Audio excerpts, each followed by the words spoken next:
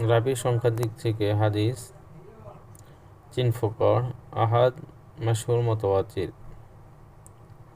মুতাওয়াতির, মাশহুর, আহাদ।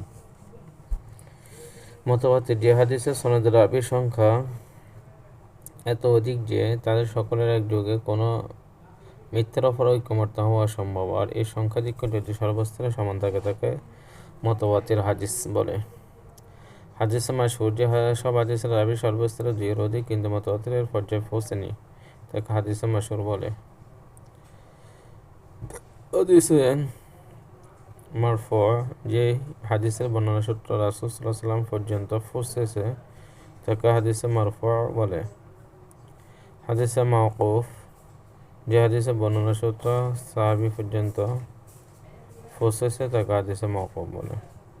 হাদিসে মাকতু যে হাদিসের বর্ণনা সূত্র কোনো তাবী পর্যন্ত পৌঁছে তাকে হাদিসে মাকতু বলে। হাদিসে মুত্তাসিল যে হাদিসের সনদের ধারাবাহিকতা উপর থেকে নিচ পর্যন্ত পূর্ণরূপে সংরক্ষিত, কোনো স্তরে রাবির নাম বাদ পড়েনি তাকে হাদিসে মুত্তাসিল বলে। হাদিসে মুনকাতি যে হাদিসের সনদের ধারাবাহিকতা রক্ষিত হয়নি, মাঝখানে কোনো এক স্তরে কোনো রাবির নাম বাদ পড়েছে তাকে হাদিসে মুনকাতি বলে। হাদিসে মুরসাল সনদের মধ্যে তাবির পর সাহাবীর নাম বাদ পড়লে তাকে হাদিসে মুরসাল বলে। হাদিসে মুআদাল যে হাদিসের সনদের মধ্যে থেকে পর্যায়ক্রমে 2 জন রাবী সাহাবীর নাম বাদ পড়ে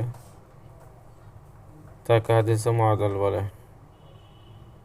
হাদিসে মুদাল্লাস যেসব হাদিসের বর্ণনাকারী রাওয়ী উদ্বোধন সন্দেহ যুক্ত শব্দ প্রয়োগ উল্লেখ করেছেন তাকে হাদিসে মুদাল্লাস বলে।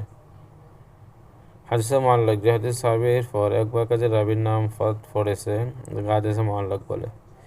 হাদিসে মুআল্লাল যে হাদিসের সনদে বিশ্বস্ততার বিপরীত কার্যাবলী গোপনভাবে নিহিত থাকে তাকে হাদিসে মুআল্লাল বলে। হাদিসে মুস্তরব যে হাদিসের রাবীর মতন বা সনদ বিভিন্ন প্রকারের এমনভাবে বর্ণনা করেছেন তাকে হাদিসে মুস্তরব বলে। হাদিসে গরীব যে সেই হাদিসের কোন স্থানে মাত্র একজন রাবী বর্ণনা করেছেন তাকে হাদিসে গরীব বলে। হাদিসে আজিজ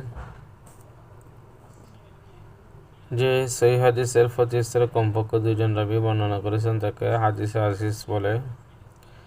হাদিসে দঈফ যে হাদিসের রাবী কোন হাসান রাবী গুণ সম্পন্ন না তাকে দঈফ হাদিস বলে। হাদিসে হাসান যে হাদিসের রাবীর